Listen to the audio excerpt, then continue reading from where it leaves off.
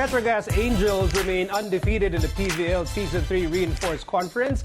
Motolite, meanwhile, outlasted Pacific Town Army to clinch their first back-to-back wins of the season.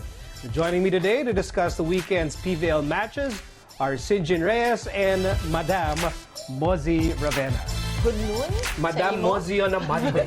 Yes. Saktong-sakto kailangan sabi Madam Mozzy on a Monday. And so I'll start with you. So great series of games. Let's start with that Creamline win over BanKo Perlas in Iloilo. Ay, kasadyagid sa mga sa sanghampang nito. Well, it was a really great game, you know, even if it was just a three-setter. But it really made the people enjoy PVL so much, seeing the players play in Iloilo for the first time nga na official game. At ang player to watch ko doon, Ali Blanco. Naging surprise talaga. Kasi matagal na natin siyang iniintay na mag-explode. Kasi sinasabi ng teammates niya, always ask Ali, papalitan niyo ba? Hindi, ganyan. Sabi niya, alam mo, sa practice talagang malakas siya pumalo. Sa Iloilo namin nakita yon. I think, nung umupo siya, sabi niya talaga, he adores Coach Tai. So I think nag-blend siya doon sa sistema ni Coach Tai. 11 points. Kaupin played a great game. Eliza played a great game. At ako sa akin, more important, dahil dun sa galing ni Ali Blanco ngayon, yung threat every rotation. Mga mahirapan yung mga teams ngayon pag ganun siya maglaro. And I think that's what's scary about when you talk about Creamline now, because the team effort, the gelling is starting to come in. Blanco is the hallmark of that, or siya yung pwede mong gawing point person for that. Kasi napapagana na ni Gia yung gitna, ibig sabihin the defense is working. Well, we know that Gia, pwede naman yung paganahin yung gitna kahit hindi maganda yung depensa, pero just making Blanco really work for the points is really a big factor. I liked what Blanco said na the team is so happy that Coach Tai is back and the system is just so easy to adjust to. She's personally so happy to play for Coach Tai. I mean, I don't think it's any shade to the previous coach. It's just more of that she fits into the system more. And her maturity lumalabas dito sa sistema ni Coach Tai. And that's a nice thing to point out, that the team is gelling easily back. Ang bilis nung pag-transition eh. They were just given a week.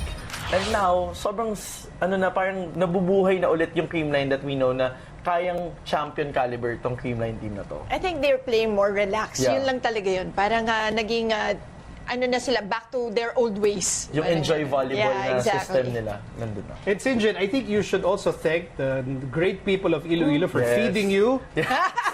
Ako ba, Mozzy? Yes! For feeding you. Synjin ate the city of love. Yes. He ate Iloilo. So pasalamatan mo lahat na Yes, nagpakain sa'yo. everything was made with love. So thank you so much. I feel the love here. Great. Fantastic crowd also Yes, in Iloilo. All right. Moving to that Petrogas win over Balupure, this Petrogas team does not want to lose, Mozzy. True. Very true. And I like kasi, again, and I would go back to the mix of Petrogas, nakakuha talaga sila ng imports na will fit in and blend well with the team. And I also like how nag-chip in yung local players with them. So, to me, again, Janisa Johnson, just spectacular in that last game. Ang maganda dito sa dalawa nilang imports, offense and defense eh. Si Janisa nga, when I see her play, alam mo yung ang ganda talaga ng depensa, yung mga dukot-dukot, nabibilib rin talaga ako. And that's so much of an advantage when you have an import like her. And it's good that Mozzy mentioned that, because when I got to talk to Camille, just to add some insight to this, biggest factor nila in getting these two imports was they wanted imports with defense. Because ang mention nga ni Camille Cruz, the manager of Petrogas, atake, lahat ng imports meron yan, sigurado. Pero yung import na may baong depensa, especially sa floor, mahirap hanapin yung ganun, that all-around player. And speaking of Janisa Johnson, in attack, 16 out of 35, 45% efficiency. Pero yung biggest factor talaga, yung digs doon, Tita Mozzy, 66.67% ang efficiency niya. Ang taas talaga. And dadala niya yung beach volleyball experience niya, yung pagka-senior niya. But I think, as she mentions, what she likes about this team is she doesn't have to be the ate, like her previous showing here in Manila. Kasi dito, parang lahat sila mature. And that's one thing that you also see in Petrogas. The maturity and the bench depth is really very deep. Maraming choices si Coach Arnold. If you see the stat sheet, halos lahat na gamit in their last game kasi marami silang options talaga in Petrogas. And if I may point out, si Coach Arnold Lanyog, I've seen him in the UAAP, mga teams na kinakoachan niya, no? Even in the NCAA.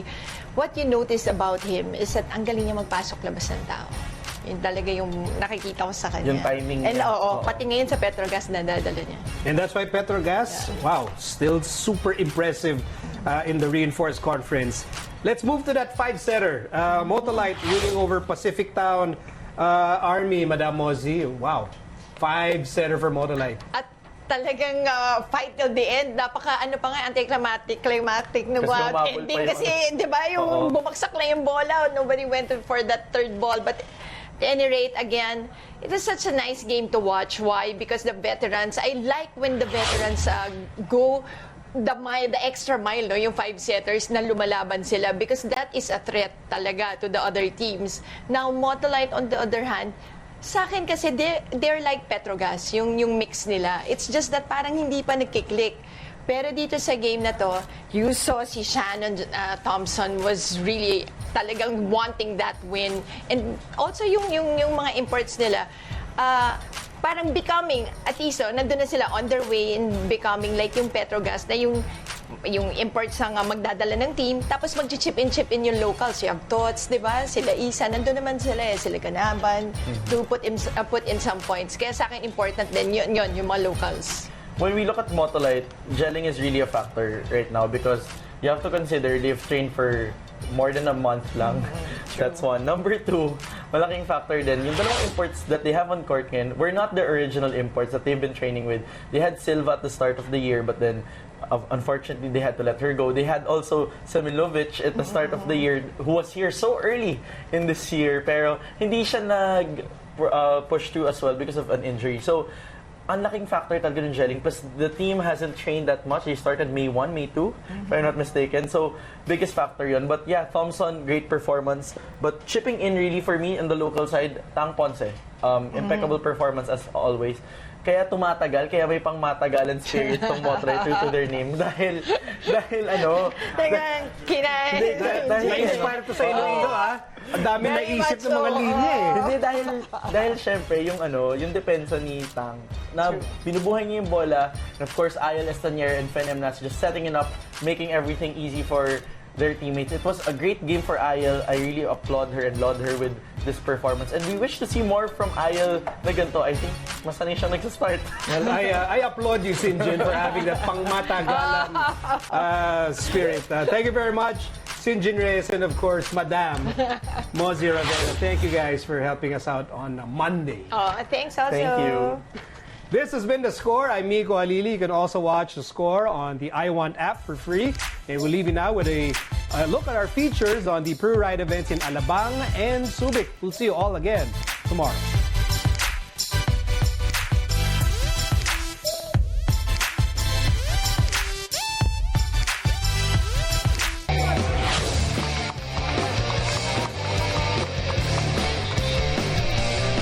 Hundreds of cyclists joined the action-packed Criterium race in the kickoff to the country's biggest cycling festival, Pro-Ride PH. The Criterium, fondly called as Crit, is a circuit race that requires a series of strategically timed sprints and sharp turns from one lap to another. Instead of competing for a set distance, participants compete on a point system. Sports personality Gretchen Ho, Kapamilya host Kim Atienza, and matinee Zoran Legaspi are some of the Pro-Ride PH ambassadors that tried out the Crit. Zoran tested his speed at the road bike age group category, together with Kuya Kim, a triathlon enthusiast and a first-timer in competitive Criterium. I got sick in 2010. I had a stroke, and I told the Lord, and I told myself, I have to be the best Kim I can be. So I got into triathlon, and I got into cycling, I got into a healthy lifestyle, and it's been 9 years since I got into this lifestyle, and it's been good. Gretchen Ho, on the other hand, joined the road bike open female category, which was her first ever bike racing experience. Criterium is just the first of Pro-Ride's two legs. It'll be followed by the Pro-Ride UCI 2.2 stage race at the Subic Freeport Zone from May 24 to 26. What we want to do is to help promote cycling among the Filipinos. For what? For their health. And of course to help conserve the ecology, and ultimately maybe it can ease traffic congestion. But really this is part of Prudential foray into health. We are a life insurance company, and what we'd like to do is promote health among the Filipinos. The event also served as a getaway for family and friends because of fun activities and special performances lined up.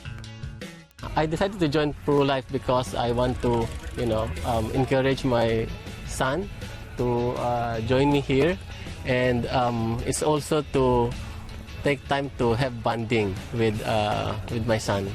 Meanwhile, here are the ProRide PH 2019 Criterium winners.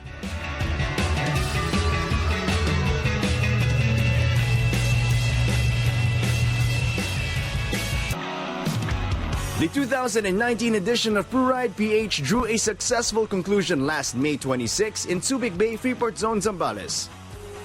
The event, held as the country's largest cycling festival, attracted a huge number of participants in the Grand Fondo race. Pati ako, sa una kasi natakot din ako sa cycling eh. Pero kasi parang ayoko magpatalo dun eh. I tried riding the bike.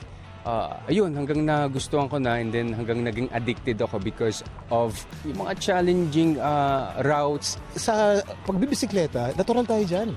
We can be world class. We can be the best of the world. We just need exposure. And the Masters race for different age categories.